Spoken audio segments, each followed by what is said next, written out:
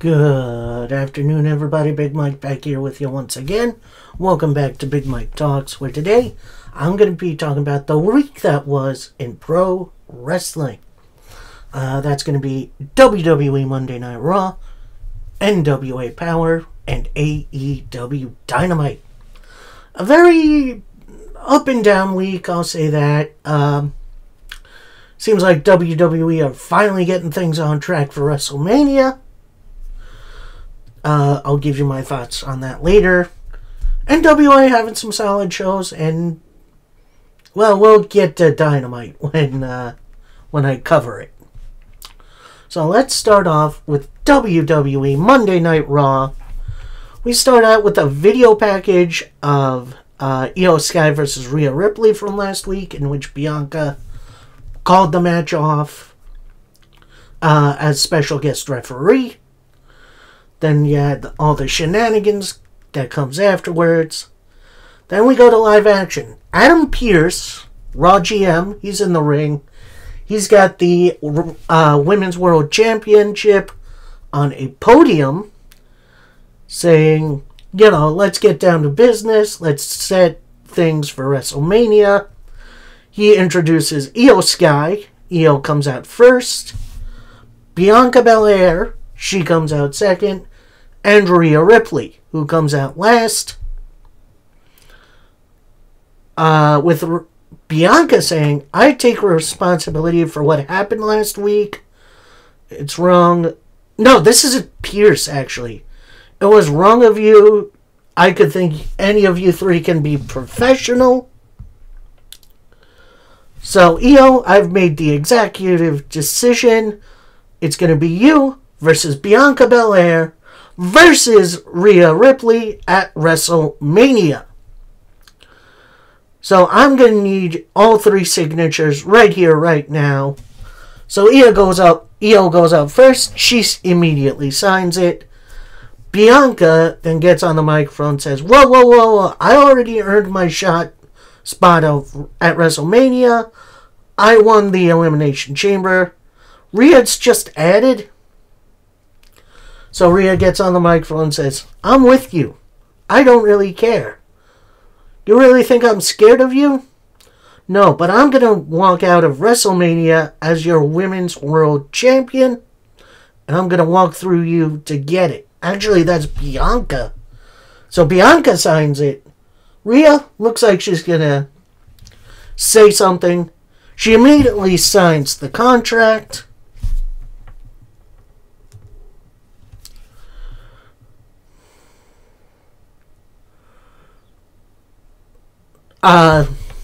Then she picks up the contract, tosses it at Bianca. They go face to face. They kind of go at it. Io then tries to get between them. Rhea pushes her. So she goes on the outside of the ring while they're both talking. She springboards off of the ropes into Rhea, who bumps into Bianca.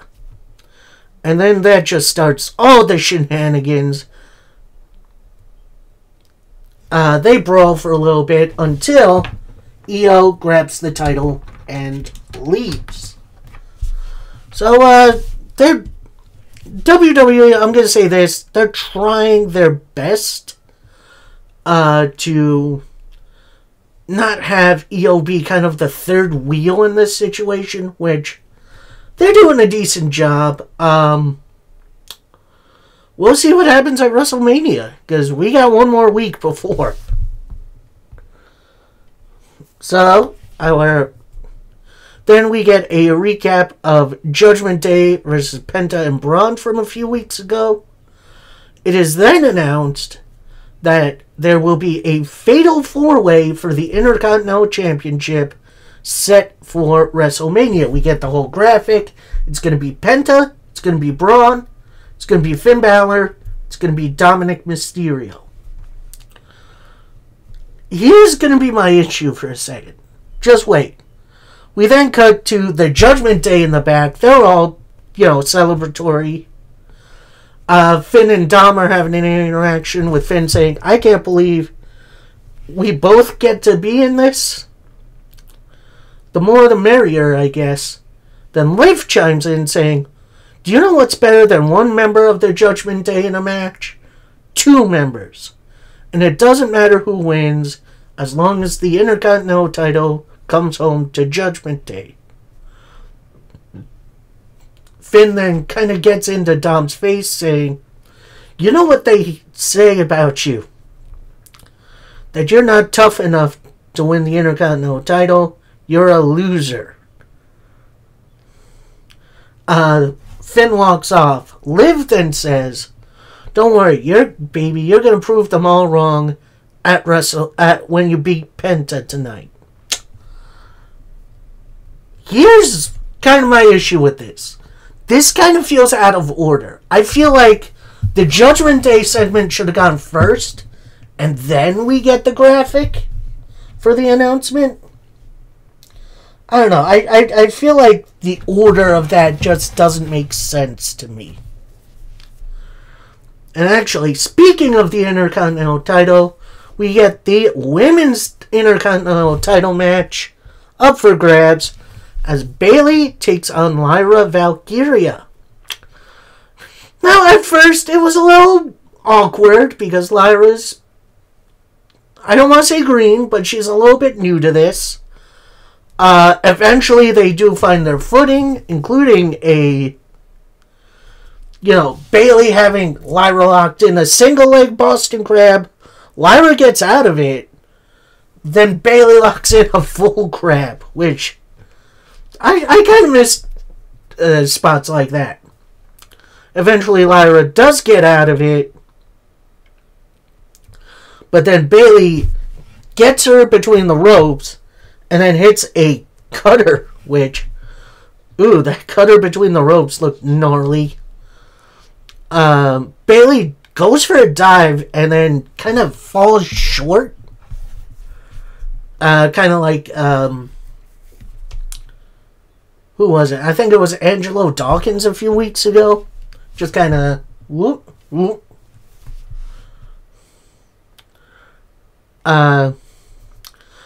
Then Lyra goes back into the ring, tries for a drop kick. Bayley catches her and hits a kind of awkward Bayley to belly on the outside, which I guess puts both of them out. So they both pretty much beat the 10 count. Lyra attempts the Nightwing a couple times, but that gets blocked by Bayley, who hits just a gnarly looking knee onto Lyra. That looked like it was legit. Bayley attempts a powerbomb. That gets blocked into a kind of middle rope buckle bomb from Lyra.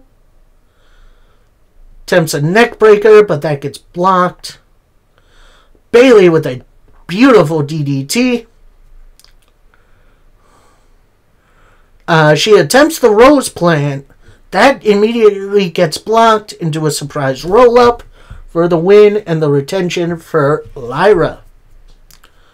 So, post-match, you have Lyra. She's standing tall. Extends her hand to Bayley. Bayley at first refutes it, in which I thought, okay, she's turning heel. We're going to see these two at WrestleMania. It looks like she's about to leave the ring. She gets back in, and then they hug. So, a bit of a swerve, I guess. But, I guess they're going to be tagging later on tonight. So, they need to be on the same page. Although, I guess it could be, could they coexist thing. Then we go to a Bert Kirschner interview. I have no idea who this guy is. Apparently he's a stand-up comedian who has a 6th special on Netflix, which is weird. Then Chad Gable walks in with Bert saying, "Oh, it's cool for you not competing tonight." Gable then says, "Alright, it's funny. but my boys, the Creeds and El Grande Americano are. And I dare you to find a team as good as us. Then in walks Otis and American Alpha with Otis and Kirchner just ripping each other's shirts off. And then they just embrace. I don't know what the heck that was supposed to be. I guess it's Bert promoting his special, trying to do it in a fun way. But it just came off as really awkward. Then we go to another part of the building for an AJ Styles interview saying, I'm in a good place, and at WrestleMania, I'm going to embarrass Logan Paul. You can't beat experience with followers. Pretty much what he said. Then in walks Karrion Kross and Scarlett, and boy oh boy do I miss AOP. And then you can see AJ getting a little distraught with Kross saying, let me explain this situation to you. At WrestleMania, we need the other AJ Styles to come out and get the job done. Because if you don't, it's an embarrassment for us all. AJ then kind of gets a little pissed, saying, you want the other side of Styles? Well, next week, I'm going to give you a taste. So, yeah, we're getting Kross versus AJ. I think this is Kross's first match since the feud ended with the Wyatt Six, which I honestly thought we would get a follow-up on that. But, you know, good to finally see Kross be doing something, I guess. Speaking of doing something, we got 6-man tag team match playa. We got the LWO, so that's Cruz del Toro, Joaquin Wilde, and Dragon Lee, being managed by Rey Mysterio, taking on American Made, so it's the Creed brothers. They're being led to the ring by Ivy Nile, and they're teaming with Raw newcomer El Grande Americano, a.k.a. Chad Gable in a mask. And this was a nice, like, high-flying versus, you know, classic mat wrestling type of matchup, including at one point the Luchadors hitting a triple dive on American Made, but then almost a step after that, American Made and El Grande Americano hit like triple superplexes, which that was gnarly looking.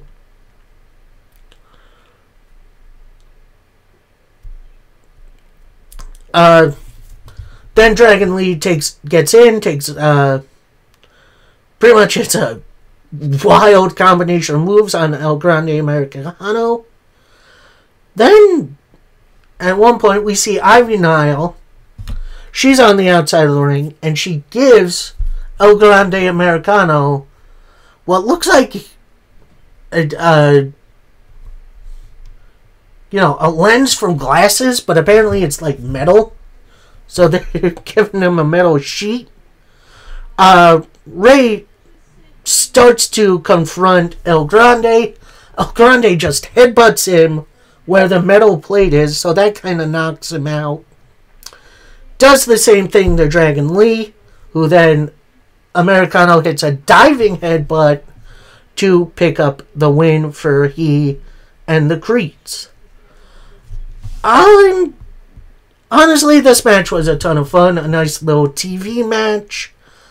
I wouldn't mind seeing them mix it up again. Although, we got something big coming up. Just wait.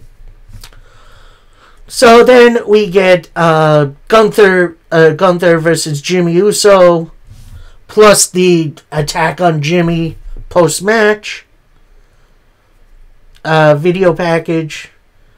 Then we get a Triple H Hall of Fame highlights package, and it goes over his time in D-Generation X, which, you know, that's a long time, including their original run during the Attitude Era, And then they're reconfiguring when it was just Triple H and Shawn Michaels. Which, definitely a lot of history there. Then we get an in-ring Gunther promo. But before Gunther can get a word out comes Jey Uso. Everyone's eating except for Jey himself. He's pretty much completely changed his... Well, maybe not completely. He's got a black t-shirt on. He's got black and white pants and shoes on. He's wearing a chain that looked like, from that famous picture from The Rock. He's got black sunglasses on, but it just looks like he wrote Yeet in, like, chalk on it. So he's definitely serious. He gets to the ring. No yeeting. No saying yeet, too. And as Gunther's about to say something on the microphone, Jey Uso knocks the microphone out of his hand. And Gunther's just grinning like a Cheshire cat. So Jey then takes off his glasses, has a little stare down with Gunther. Then either he picks up the mic he knocked out of Gunther's hand, or he had a mic the entire time, and says, Gunther, you have a mother? You talk to your mom? What do you talk about? How's the family? Regular old family stuff? I've got a mom too. You want to know what we talked about this week? Her son laying up in a hospital bed. You want to know what she asked me? Why didn't you protect him? I told her I was afraid of you. You had me. You were playing chess. But if it wasn't for you, I would have you violated my brother, and I sat here and watched you do it. His blood is also on my hands, and yet here I am. You made the whole world stop. You made my heart stop. But in my darkest moment, the light bulb went on. I want to know what...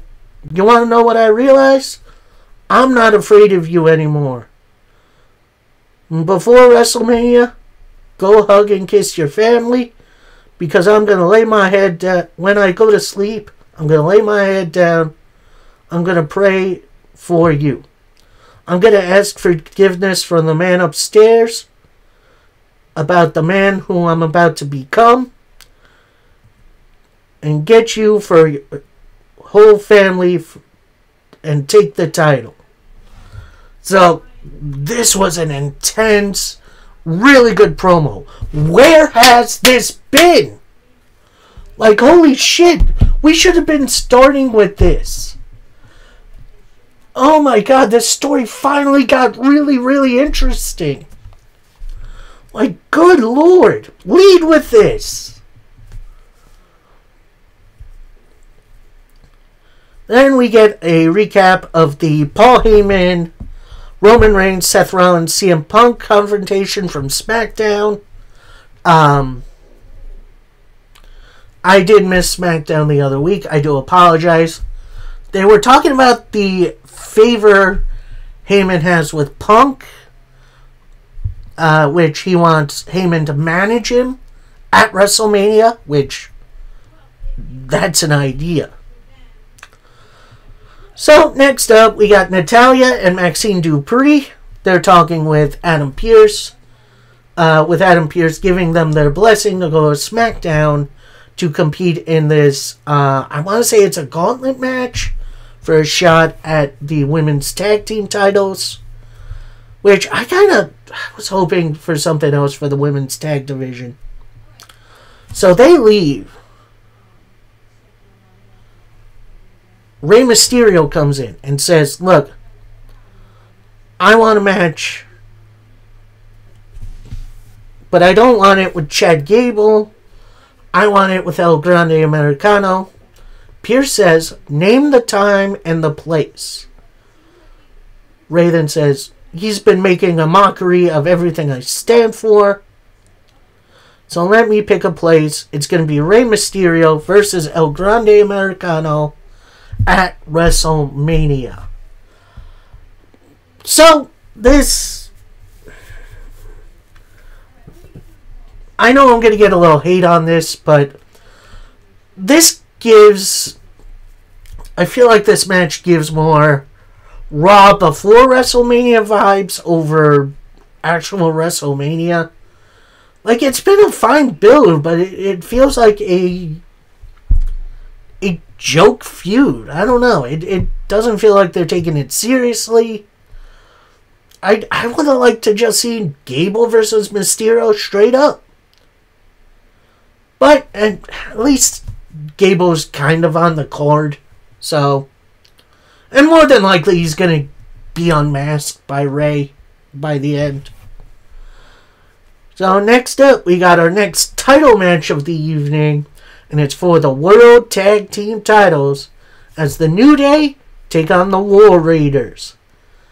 And this was a nice, fun TV tag team match where War Raiders pretty much overpowered the New Day, but New Day kind of cheat to get an advantage at times, including Words getting a chair. Ivar striking the chair out of his hand, Eric tossing him into the barricade, and Ivar just hitting a big old crossbody into it.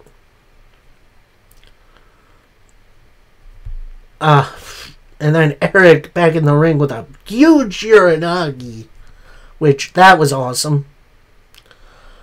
Brings in Ivar for a pop-up World's Strongest Slam.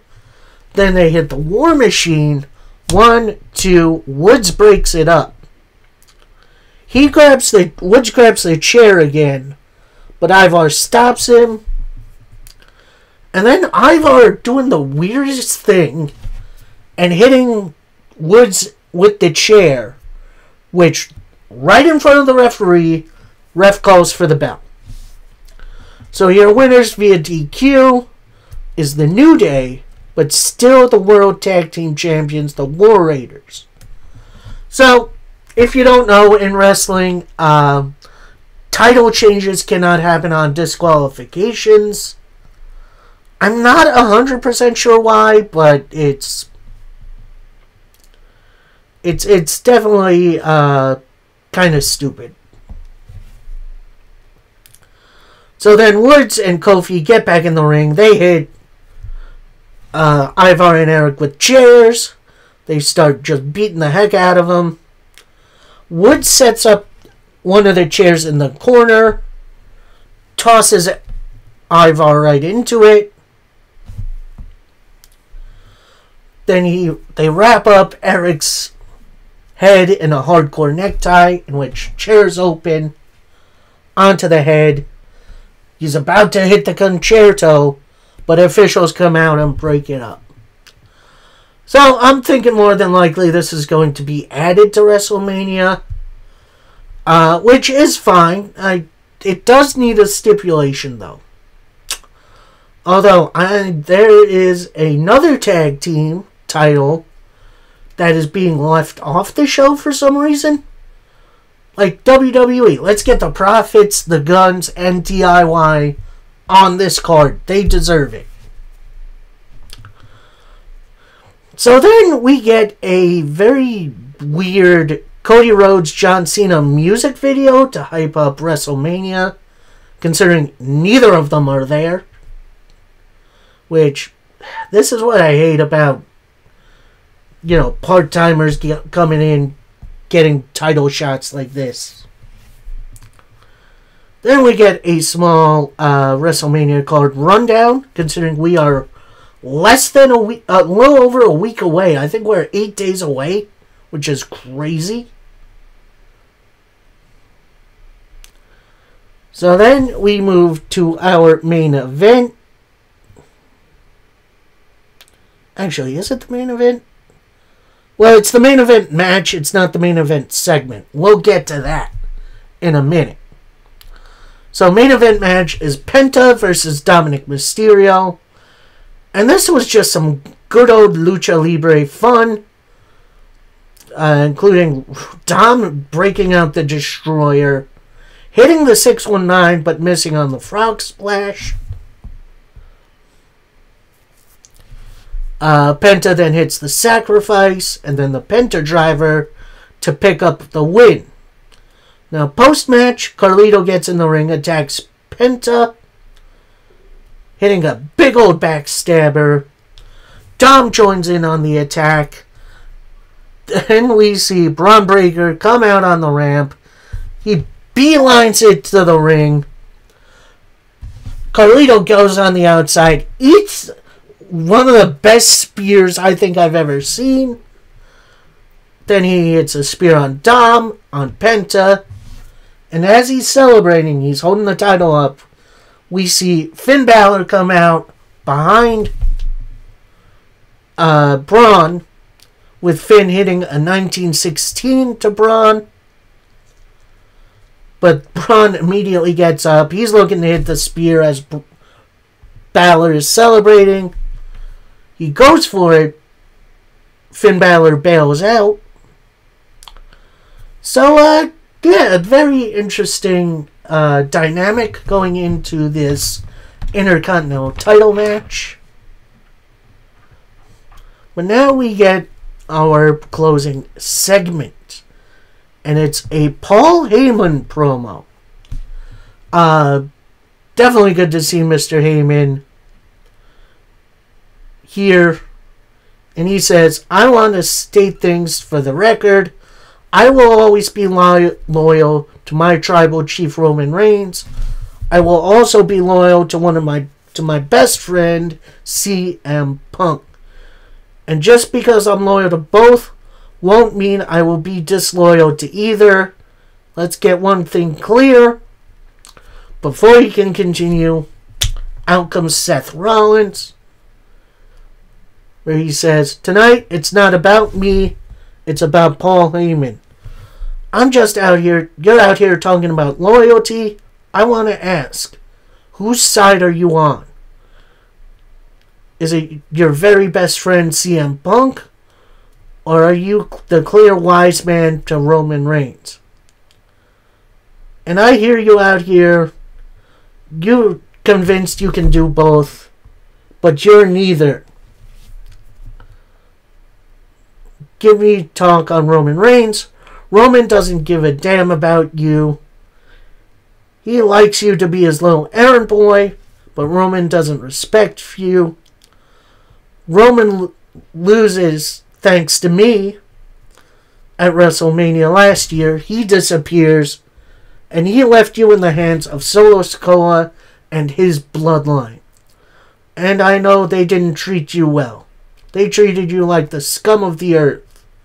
And all that time, you were waiting for Roman to come to your rescue. But he didn't. He left you to get marriage secured right in front of your kids, as they watched them put you through a table. And Punk wasn't there either. Friends don't use friends to get ahead. Punk walked out on everyone here. He came back and didn't take you on the ride. Punk wasn't first choice for War Games. I was. And I declined. He was the only choice. And he only joined you so he could use it to get a favor out of you. Punk loved no one but himself. But I feel bad for you. You're in a very difficult position. And you can't remove yourself from this position. Let me do it. Let me, Punk, and Roman fight it out. There's only one way to remove you from this situation. It's for your own good. I'll take it as a privilege. It'll be quick and easy. No one is here to save you tonight. Tell me, Paul, how much are you worth? Seth kind of pushes Heyman's buttons a little. Then Heyman gets right in Seth's face, says, Don't you dare put your hands on me again. Seth then takes Heyman by the collar, pushes him into the corner. I don't think he was going to do anything, but out comes CM Punk. They brawl for a little bit. Punk looks to go for a stomp on the steps on Seth, but Seth makes it out. He gets in the ring. Punk follows him. Punk eats a stomp. And as Heyman is checking on Punk, you see Seth in the background. He's got it all lined up. He's ready to go. He runs in. He lifts his foot. He stops short.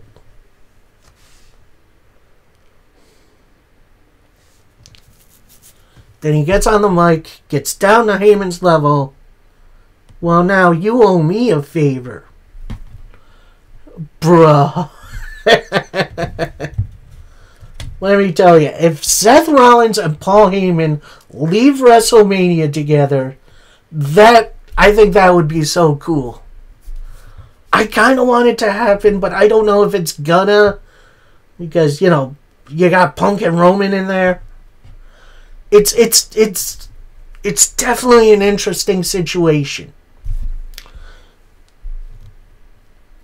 And again, WWE increasing the entrance in certain matches. I like it. So, that was Monday Night Raw. Bit of an up and down episode. There's definitely things to like, but then there's things that just frustrate the hell out of me. But, yeah, it's starting to feel a bit more like WrestleMania season. So, that was Monday Night Raw. We now move to NWA Power, and we start off with a 200 episode celebration vignette, which was very well done, and also congratulations to Power on 200 episodes. Very well done. So we open the show with a match. Holy hell, been a while. As we see the current, are they the United States Tag Team Champions? I don't think they are. We got AJ and Casey Kazana, the Country Gentlemen, taking on Sam Stackhouse and Eric Smalls of Size Matters. And this was a fun little matchup. Obviously, you got the two big guys in Stackhouse and AJ Kazana going at it. Couple of hosses, I love that. But then Eric Smalls coming in and doing stuff. He's a very underrated wrestler as well. After a Cannonball Caterpillar combination.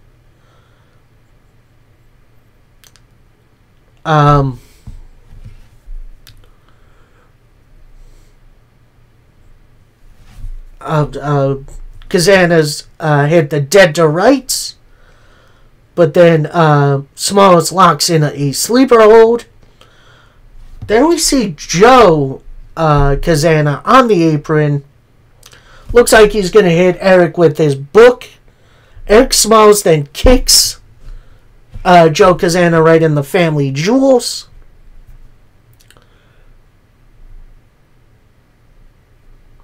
Then he gets back in the ring, eats a big old clothesline from AJ, and then a big power slam for the win for the Country Gentlemen. I think it's time to move the Country Gentlemen up for the World Tag Team Division. But that's just me. Yeah, very entertaining matchup. Eric Smalls and Sam Stackhouse are very underrated wrestlers. So then, we get another on-location shoot. It's both Page sisters and their significant others. I forget who they are, I'm sorry. I think it's their father telling them, I'm telling you, I've seen this all before. You're taking too much on. Then Kenzie says, look, I can't let anyone here down. I know it's a lot of pressure. That's why I need my sister on the same page with me. Kylie then says, look, I'll be in your corner if you want to, but I want all of us to do great. I'm just trying to help. But I know Markova is good for business. This one was a little bit all over the place, but I understood what's going on. So, yeah, we'll see. Then we get a very interesting NWA National title match as champion Mims takes on Mike Mondo. And, yeah, this was pretty much a hoss fight. Like, they threw everything at each other. We got G's interfering on, for Mims. Because, like, kind of early on, he trips Mondo. Then Mims with the big eye rake. They dual clotheslines for a little bit. Then as Mondo is going for another move, G's Black grabs his leg again. Mims with a big old clothesline. And then just kind of chokes him out for a little bit. Mims finishes up that segment with a suplex, only for a 2 count. Locks him in a bow and arrow stretch, which is very impressive. But Mondo eventually fights out. Hits a big old neck breaker. And then lawn darts him into the middle turnbuckle. Only gets a 2. Goes for a moonsault. He misses. G's then gets in the ring. Mondo locks him into a Boston Crab. He taps. But that doesn't count because G's isn't a wrestler right now. So Mims comes up from behind Mondo. Roll up for the win. And honestly, that was pretty smart for Mims.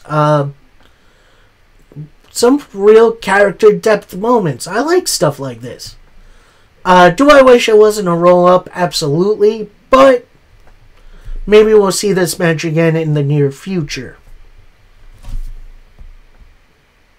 So next we get like an Aaron Stevens promo / video / like vignette kind of thing. It's very, very strange. So he starts out saying, I wish nothing but a pain-free experience for you, Latimer. Your entire existence will be pain. The world sees you as strong, but I see you as weak. You are unworthy to call yourself champion. You are very unworthy to call yourself a man. I see that scars wound you. Now we up the stakes. I seek to liberate you from your prison. You're not giving me the attention to what's important. And know what others think. I'm the most honest human being ever. And don't find yourself looking back on moments you could change. See those moments as your wake-up call. We then see footage from EC3 versus Latimer in the cage match. Solo continues. Your demons tormented you for too long. I'll set you free from that. It's time for a farewell to Thomas, our champion. And that's kind of where that ends. And through that all, we see like Eric Smalls and Sam Stackhouse with him. We see the Slime Boss and Carson Drake. And they're all like, it looks like they're going on a weird trip. Not like a vacation, but like, you know, drug trip. So, yeah, I don't know what's going on there. It looks like Aaron Stevens is building himself a new crew without BFT, which is very, very interesting. Anyway, so then we go to the Around the Territory segment, which NWA announces their upcoming shows. Then we go to the FTW gym, which that's very funny. We see Markova working out. Then in comes not Austin Idol, Eric Idol, I want to say. Anyway, he says, "You're okay with this? When you don't beat this guy, you don't get that title shot. You know that, right?" And I can tell you, this guy isn't going to be a walk in the park. Like, you sure you're... Markova then gets off the machine she's working on, says, "Do you believe I can beat this kid?"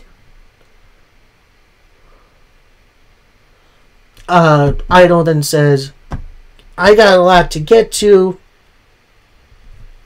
You want me to say no? If you don't get this, then there's no chance." Markova then says, "You know me better than anyone else. I know I can beat this guy." Idol then says, "I hope you're right." And the segment ends. So, if you missed last week, I believe it was Kylie who had a challenge for Markova for this, Curtis, I think it was, who Markova thinks, oh, it's just some scrawny little kid. I think it's probably going to be a giant.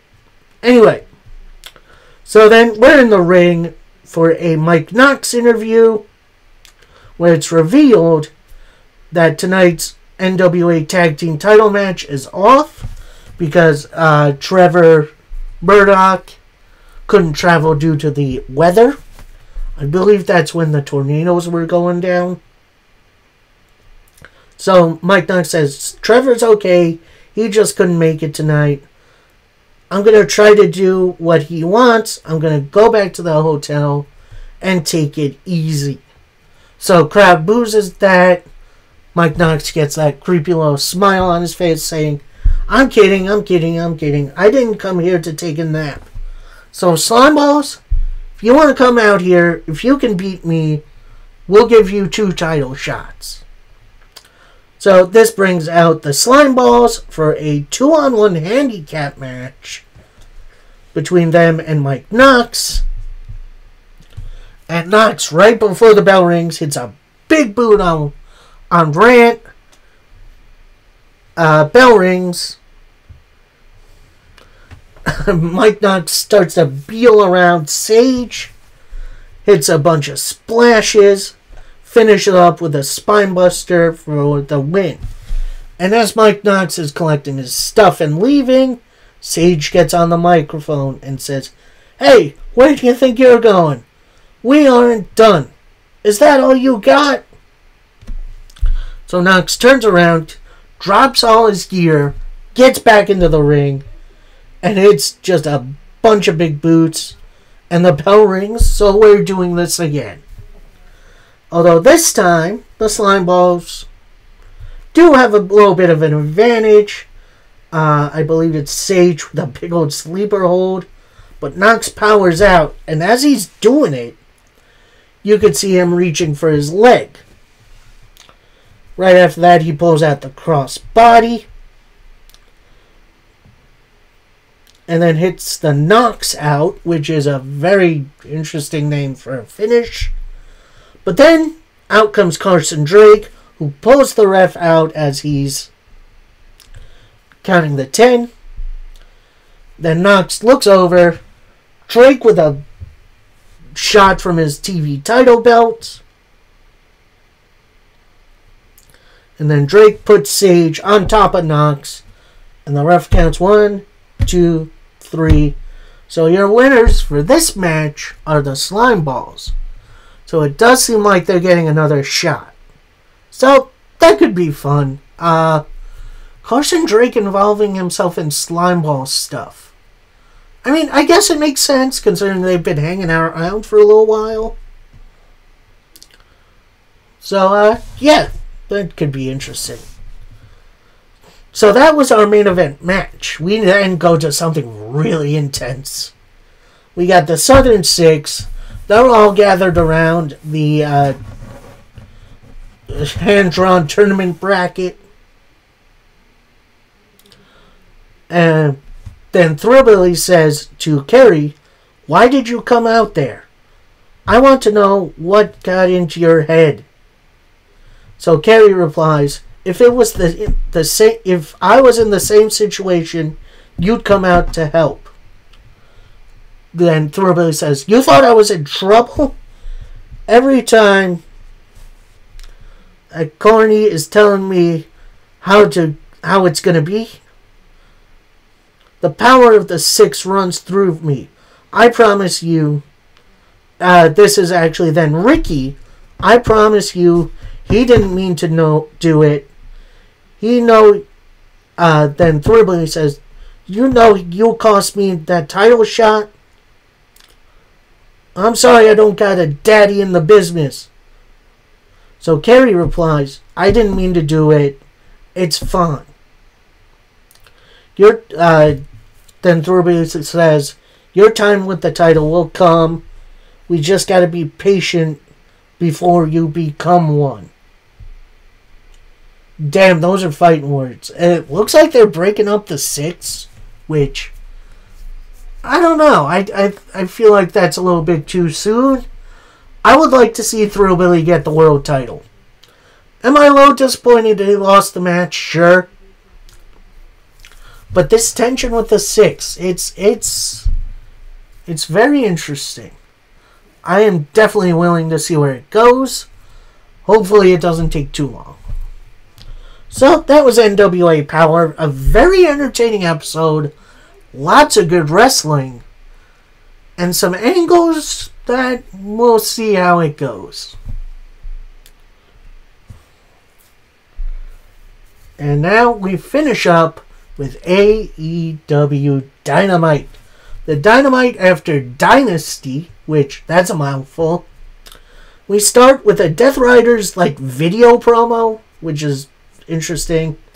Mox taking the lead, saying, "This is the greatest roster ever assembled. Why can't they get their act together when it counts? You clearly don't want it. Anyone who calls themselves a contender, we will not be sold." And now the Young Bucks are back. But now we don't recognize you two. You need to be real careful before you make moves. So, nice, interesting promo. A bit rambly, but it did get the point across. As we go to our first matchup of the evening, as AEW World Champion Jon Moxley takes on Katsuyori Shibata. And this was definitely really interesting, because at first it was really good back and forth, a lot of really good mat wrestling. One point we have Mox locking in the guillotine, but Shibata breaks out. Then Shibata ends up putting the boots to Jon Moxley. Locks him in a really awesome looking abdominal stretch. Then gets his legs up involved in kind of an octopus hold. But Moxley ends up getting into the ropes. Shibata doesn't light up. It's a drop kick. Couple of clotheslines for 1 count. Hits a pile driver right into a penalty kick. Goes to lock in the sleeper hold, but that gets blocked by Moxley, who immediately locks in the Bulldog choke for the submission win. And as he and Marina Shafir are celebrating, out come the Young Bucks. So he gets in the ring. They get in the ring. They have a little face-off with Moxley and Shafir. Moxley taps Shafir on the shoulder, says, "Let's go." So they leave. So then the Young Bucks get on the microphone and say, "Give it up for your world champion, Jon Moxley." And why don't you show us some damn respect? And everyone here wants to know why we caused Swerve. A couple of reasons, actually. First, we did it for our friend Hangman Adam Page. This is what you wanted. We do not forget about who our friends are. Second, the Death Riders. This is a peace offering.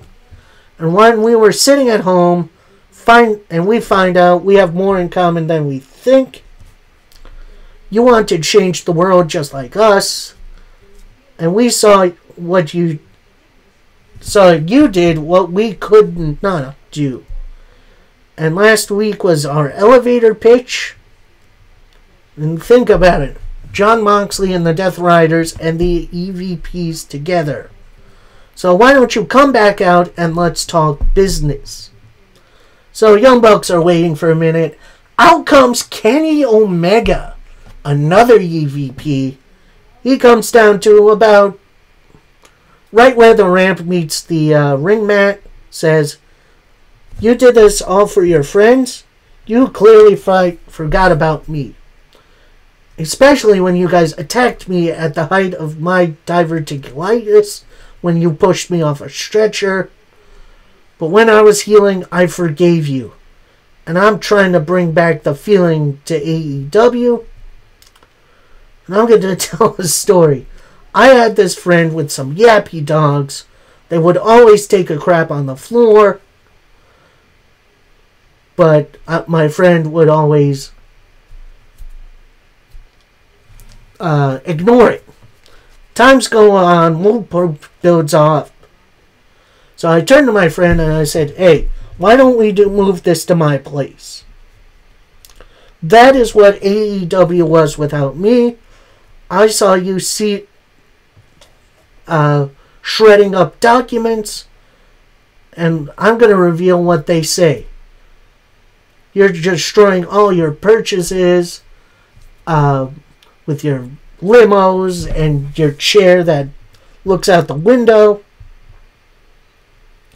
And if it wasn't for the Death Riders, you almost killed AEW. And time goes off, you good.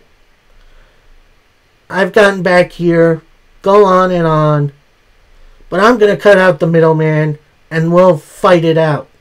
So Omega drops the microphone, gets in the ring. Looks like he's about to brawl 2-on-1 with the Young Bucks. Then out comes Kazuchika Okada for a 3-on-1 beatdown. Swerve's music hits to a big pop.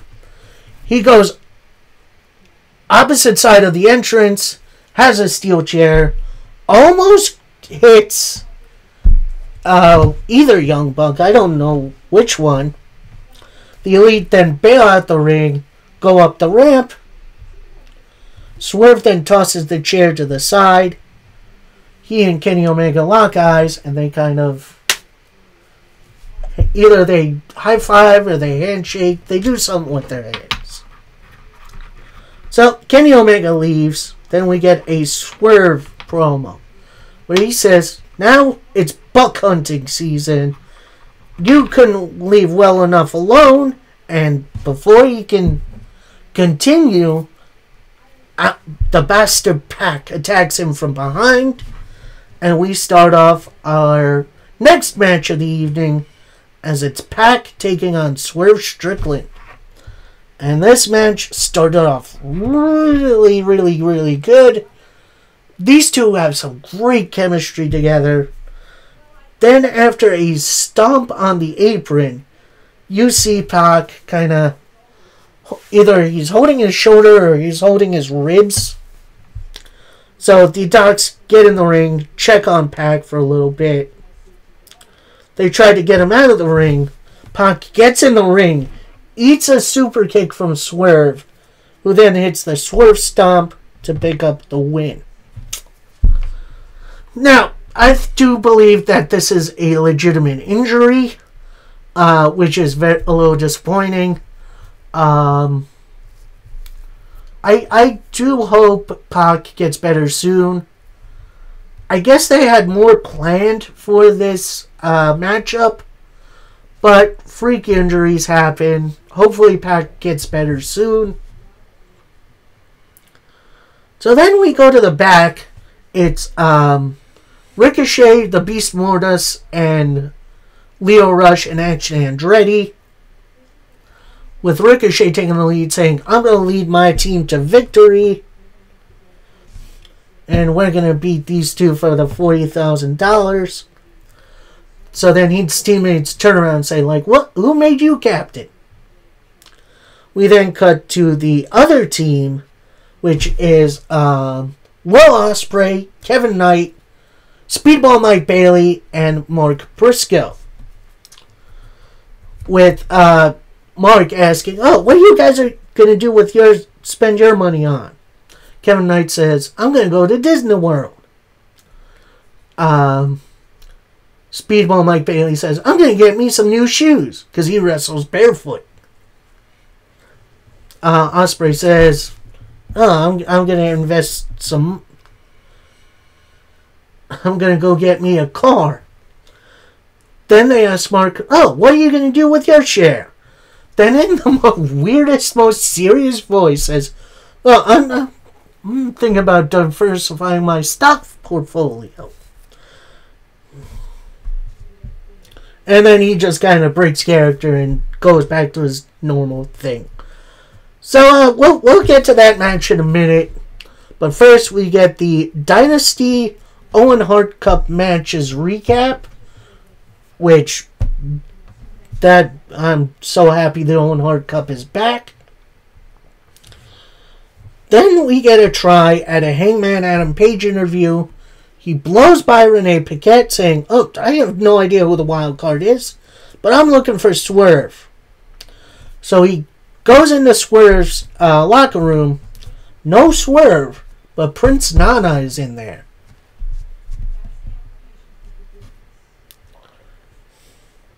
And then he tells Nana, tell Swerve I'm looking for him, and I'll be back. He goes to leave. Nana says, wait.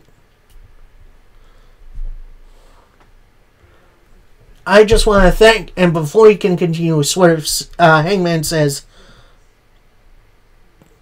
let me make something perfectly clear. I didn't help Swerve out of the goodness of my heart. And if Swerve interferes in my Owen Hart Cup match, I'll pick it up where I started. Then Nana starts to go again.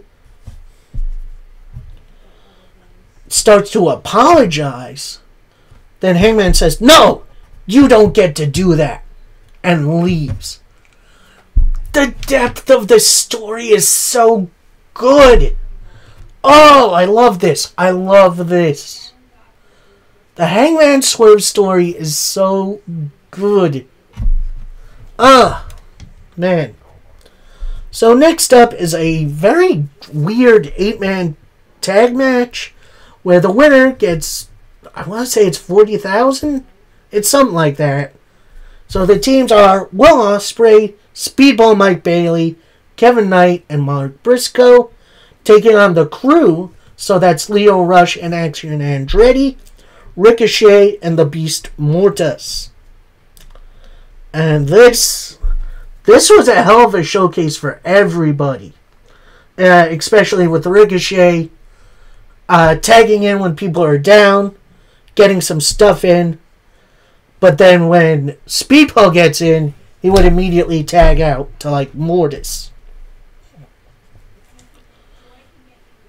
Like I said, this was a big showcase for everybody.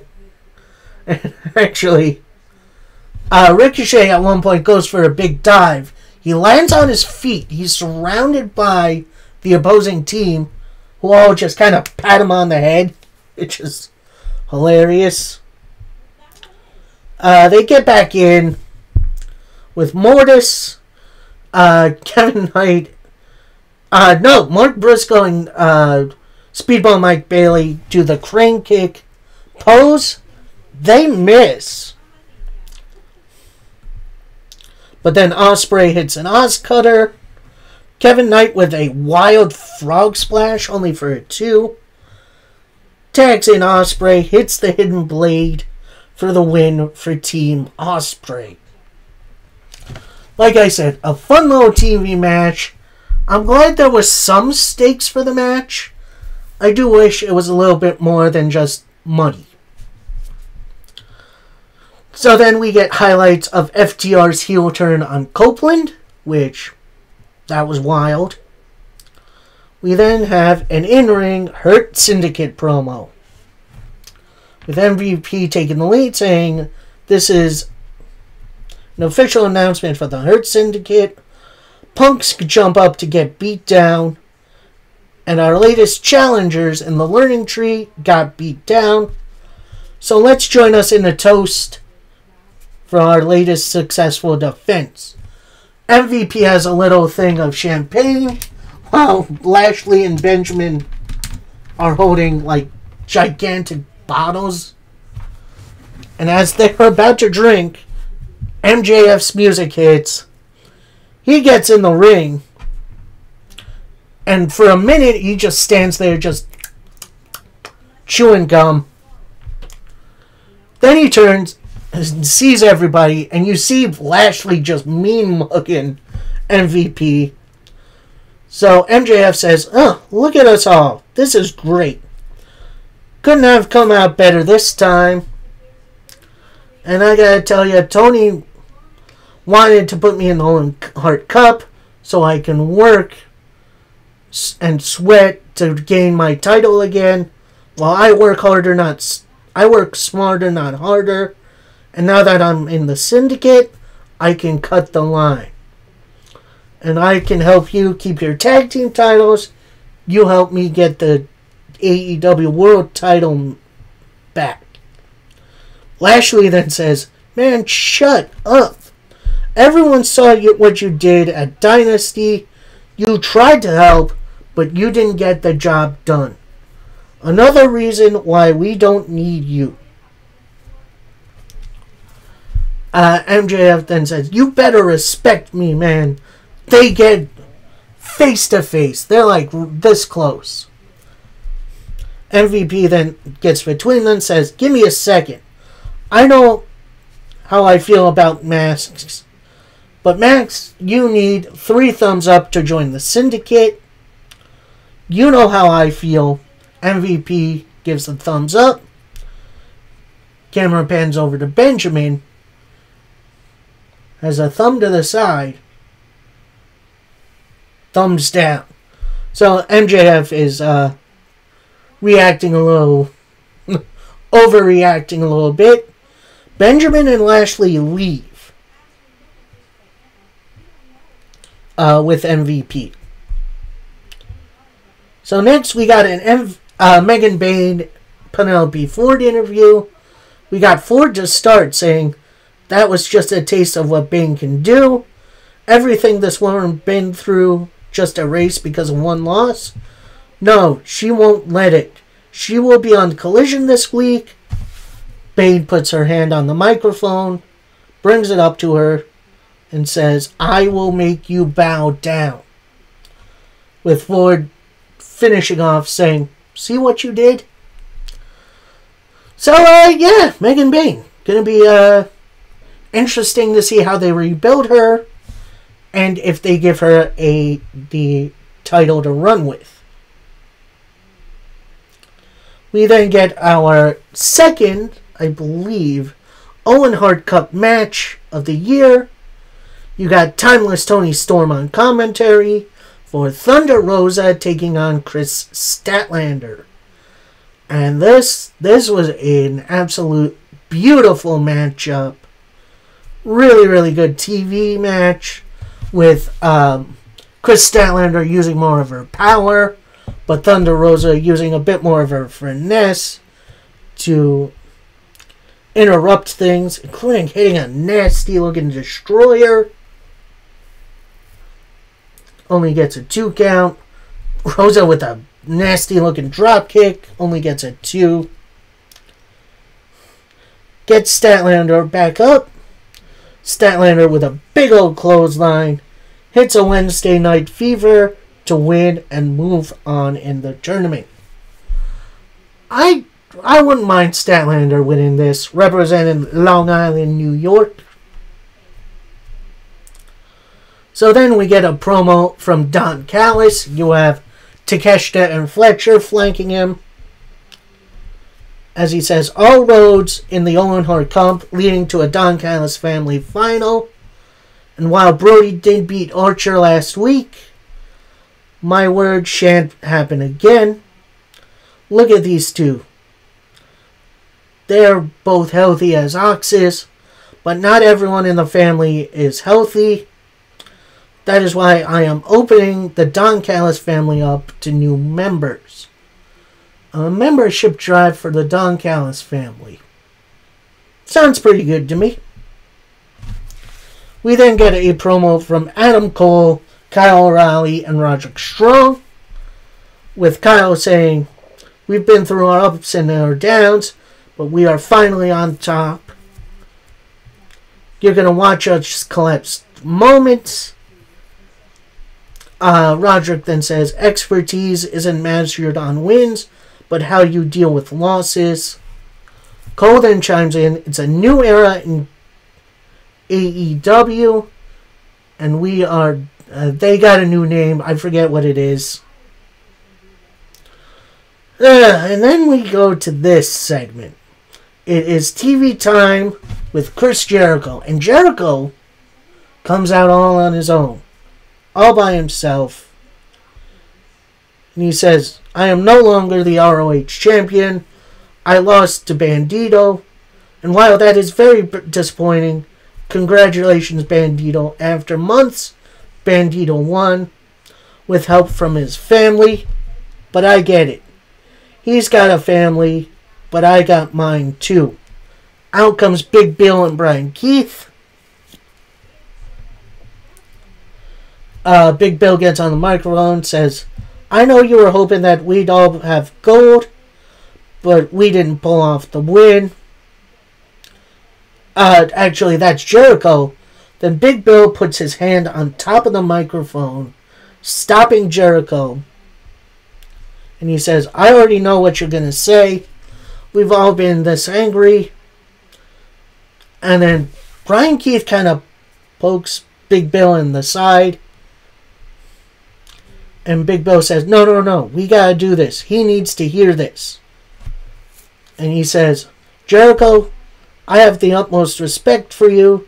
That's why I decided to join your learning tree. But I did not sign up to be your punching bag. And if you're out here to teach us something, go right ahead. But if you're out here to humiliate us, let us know so we can leave. Jericho then kind of gets this dejected look on his face as he says, Do you not know why I brought you out here? I believed in you. I care about you. I handpicked you to help you out. You both have potential. Your victories are mine. Your failures are also mine. And I lost the ROH title because you weren't out there to help me. And I'm not the one saying that. It's okay. I'm not angry. I'm just disappointed.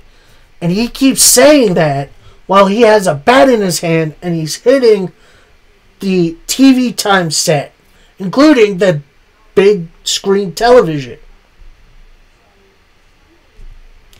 So then Jericho drops the bat, says, until you change this, it's best that I leave.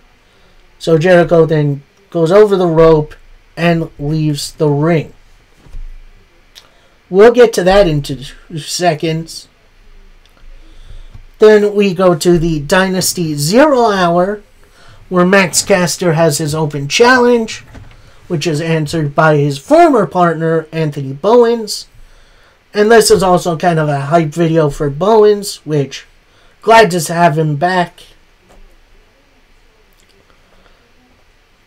Then we have a Collision rundown card for Saturday. That should be a dang good one.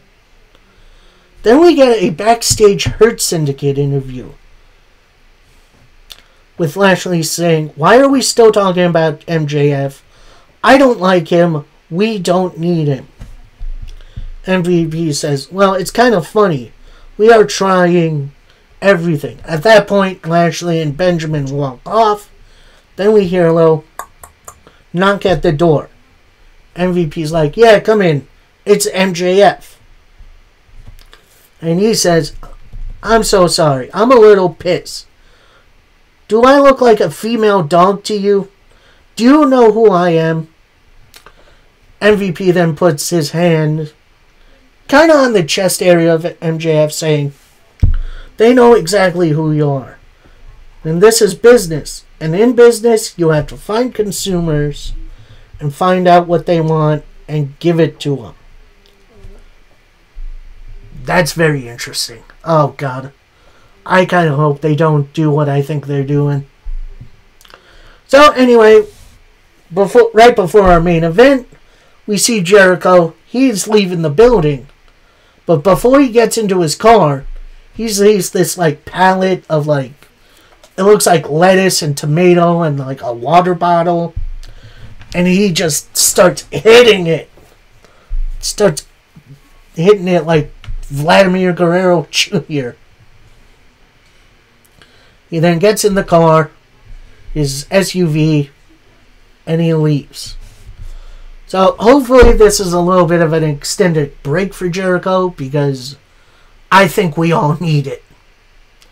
And that leaves us to our main event of the evening, as we have the Ops being represented by Samoa Joe and Hook, taking on the Death Riders being represented by Claudio Castagnoli and Wheeler Yuta. And this was a lot of fun. Claudio and Joe obviously have some awesome chemistry together. Underrated chemistry are Hook and Yuta. And also Hook and Claudio too. They all have some great chemistry together.